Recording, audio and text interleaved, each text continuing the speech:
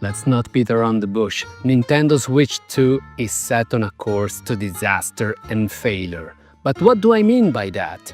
Well, every business, and yes, even Mama Nintendo, wants to do better and earn more and more each time they put out something new, in this case, a new console. So their objective with Nintendo Switch 2 is to outdo sales-wise the original Nintendo Switch.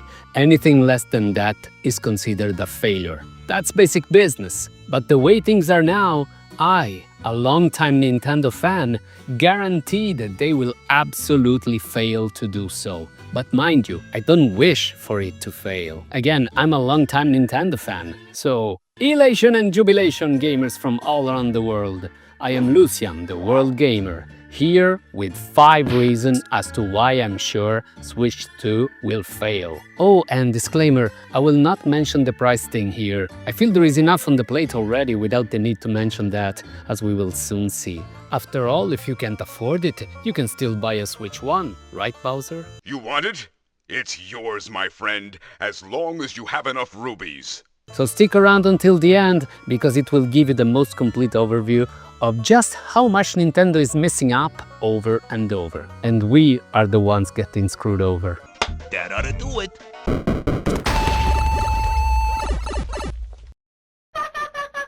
You are happy.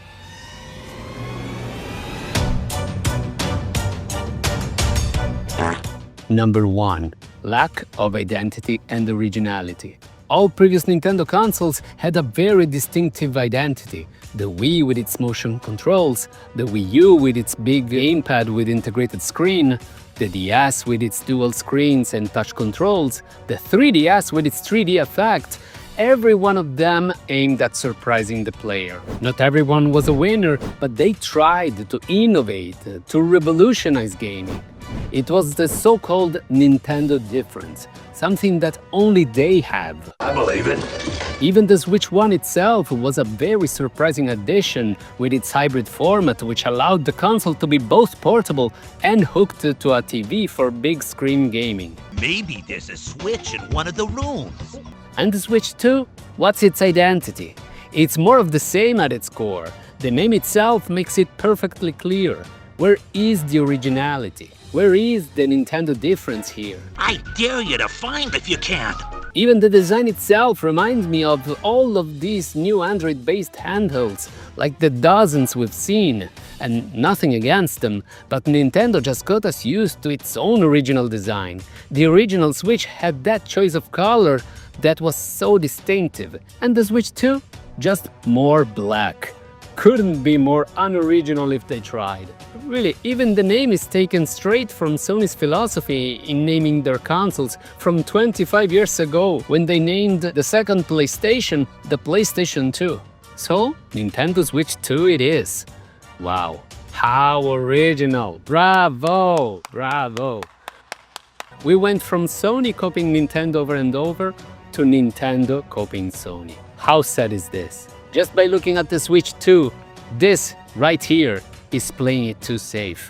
The first sign that this is not the Nintendo we know and love.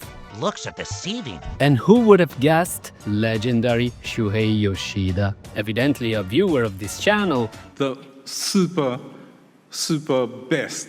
backed me up by releasing basically the same comment. But that was just the tip of the iceberg. I mean, there are some positives to the Switch 2, of course, I'm not blind. Like, it is more powerful and it's finally able to run more recent games at better performances. And also that mouse thing is nice. But for every small improvement, there are huge drawbacks, not even totally related to the console itself, but to Nintendo's new direction, as you'll see later on in the video.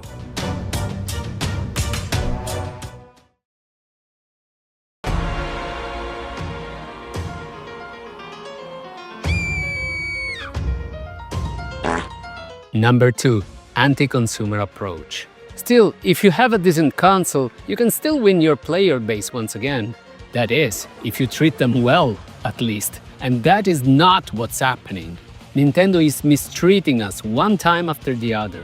First, the voice chat, a base feature from what, 20 years ago, is not free, or rather, It is, but only until the 31st of March 2026? Are you kidding me? I mean, you dedicated a whole button to this feature, and then you want to make me pay to use it? Are you, out of your freaking mind?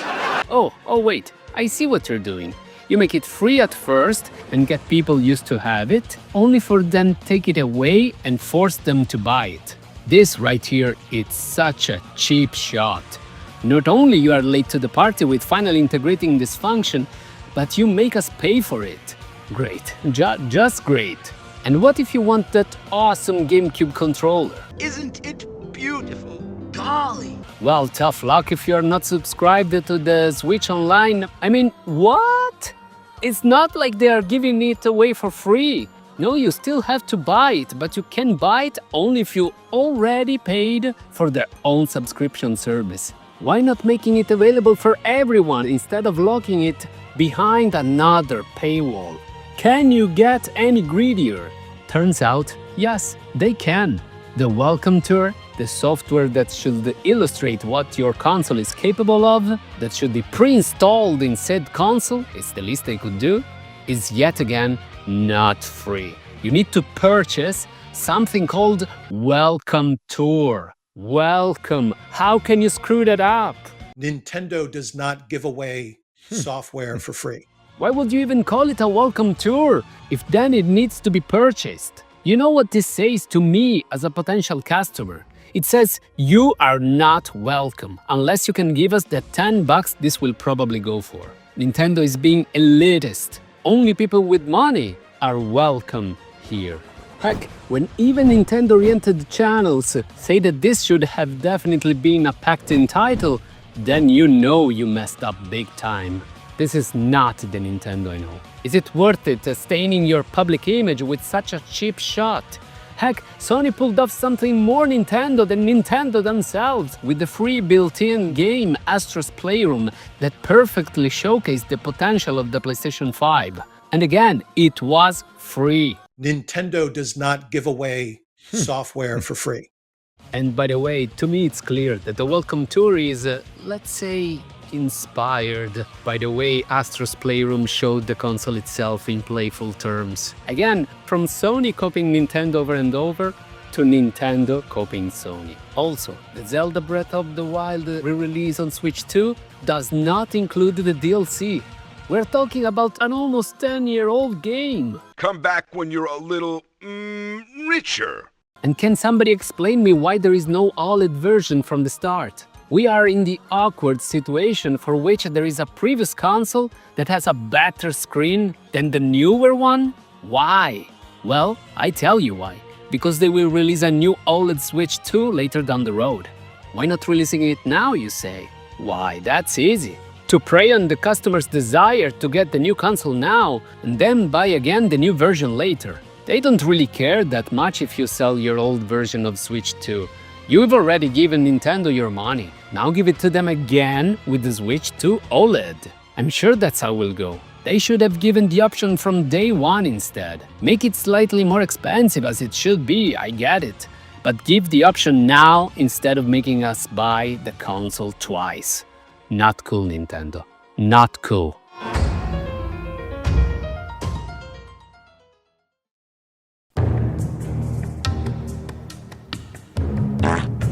Number 3.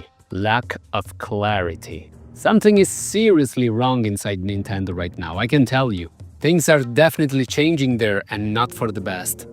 One more sign of this was the disastrous communication, or rather lack of transparency from Nintendo's side. Complete mess, utter disorganization. Essential information about your new product scattered all over the place, actually spread all over the world, literally. Different information on different websites from various countries. What the heck? An example?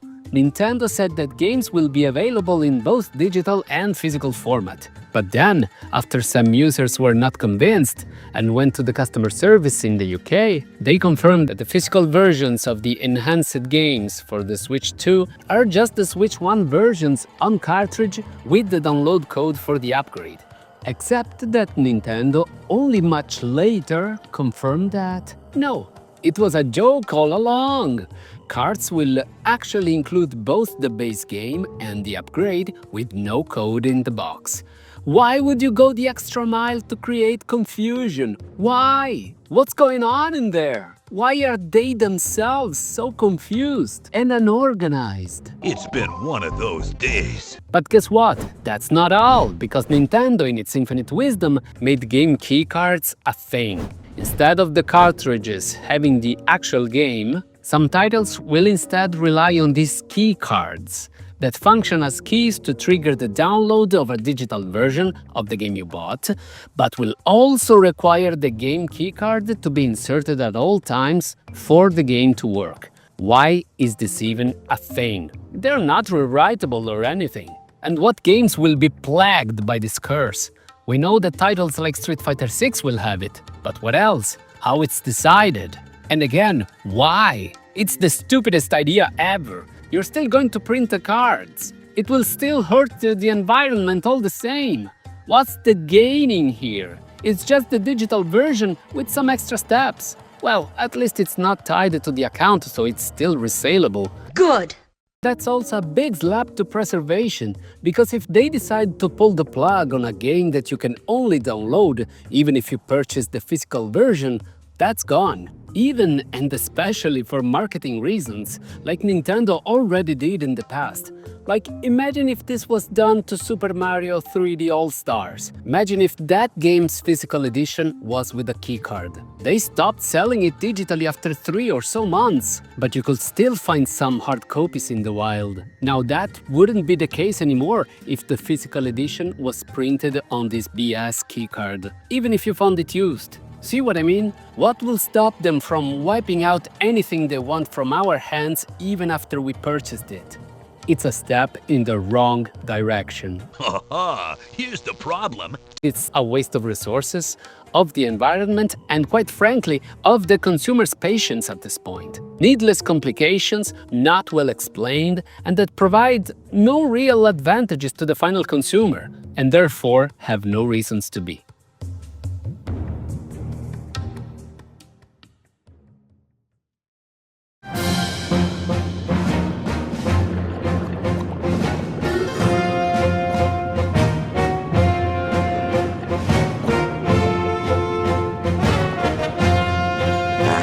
Number 4. Over-reliance on ports. Mario Kart World is great, same for Donkey Kong. But what else? Kirby Air Ride? Really? Another mascot racing title? Bravely HD? A remaster? And what else? These are the Nintendo games we're getting? Metroid Prime 4, yes, but that counts only half point, because it will also come out on regular Switch. Where's the rest of them? Oh, I see. I get to play all the games I've already played, like Cyberpunk, Hogwarts, Elden Ring, etc. again? For the price of a new game? Well, sure, that did work out just fine for the Wii U. Don't get me wrong, I welcome new third-party games. But again, emphasis on new third-party games for Switch 2, not all the third-party games for Switch 2. This is not the way to win new customers, I tell you, not by floating it with old games at the price of new ones. Get the hint? The only decent and more recent third-party addition is Split Fiction, in my opinion. But in general, again, where is the Nintendo difference here? I don't feel it. I can already play Elden Ring and Cyberpunk portably on Steam Deck. Where are you, Nintendo? What are you doing? Wake up!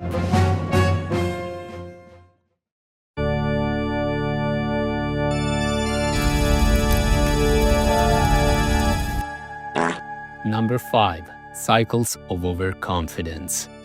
Well, based on history, Nintendo gets one generation awesomely right, followed by a disastrous one right after, and so on. GameCube, Wii, Wii U, Switch, and now Switch 2. You see where I'm going with this? It seems they get too cocky and confident. Wake up call, guys. Nintendo is capable of failing, as they already did time and time again. So Nintendo, wake up! I love my Nintendo, but this is not my Nintendo. This is their Nintendo, the big corporate Nintendo, which I know behind the scenes they have always been, But this console isn't destined to fail because of some weird gimmick. They're not failing because they are trying to innovate, like with the Wii U, which I still respected for that. Paradoxically, it's the opposite. They're playing it too safe. But this is not the main reason why Nintendo is failing to get people hyped for the new console. They're failing because they are mistreating their fanbase and take for granted that anybody will buy anything just for the brand power alone. And they do have brand power, so imagine how hard it must be to screw up such a winning base from which they are starting with Switch 1. But oh, they are putting all the efforts here. But guys, I don't want to be nihilistic. I said that Nintendo is set on a course to fail, heading towards a wall, but they can still turn things around before they crash, like they did with the disastrous launch of the 3DS. They managed to recover from that. But they need to make some serious adjustments. Here is what I will do. Make the welcome tour free and apologize. Or say that it was a miscommunication or whatever. Otherwise, you really look cheap. I can't give credit. Don't put that game keycard nonsense on the market. Just regular game cards, please. Be clear in any further information you give. Stop hiding things. Because in the era of information, nothing can stay hidden forever. Voice chat as a free service. GameCube controllers purchasable by anyone. Stop being elitist. And OLED model at launch instead of waiting a year or two. I fixed it. Is it too much to ask to be treated fairly? I think I'm being fair. I didn't even touch on the prices. I understand the context, the tumultuous times, etc. But there is no justifiable context for being as anti-consumer as Nintendo is being right now. Well, excuse me. They can still turn things around, and hopefully this video will age like fine milk. I certainly hope it does. I'm no hater. I hate to hate, indeed. I feel happy when I'm satisfied, but I'm not satisfied right now with Nintendo. How I wish Iwata-san was still here with us. I can't shake the feeling that if he was here, things would be going differently.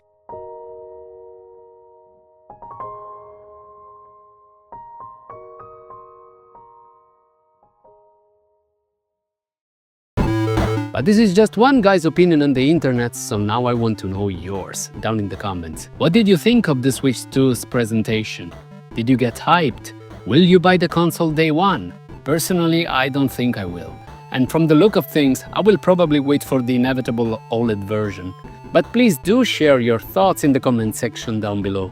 And if you enjoyed this video, feel free to leave a like and subscribe. This way you will always be up to speed with my latest videos, and you will also help a fellow gamer out to bring you the best quality content. For you it's just the push of a few buttons, but for me it really does make a difference. But really, I just want to thank you so much for spending some of your precious time watching this video to the end. I will be seeing you in my next one, but until then, stay safe, play safe, world gamers.